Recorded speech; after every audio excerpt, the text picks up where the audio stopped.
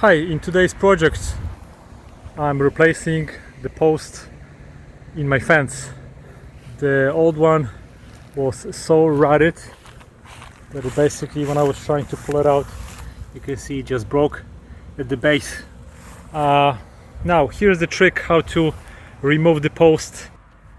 So to remove this whole concrete post, the bottom of it, from this hole, or what you need to do is, when you have this inside, you make a hole, you dig, as you can see, from one side, and you dig underneath the post to create a void.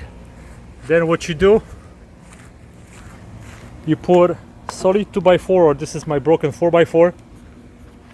Then you put your 2x4 underneath, and you basically use the leverage to move it up, and basically I was rolling until I basically got it over there. If you have another person to help, it really does help a lot. I did it by myself, took me probably a good 15-20 minutes of work. So that's the easiest way to get the bottom of the cemented post out of the ground.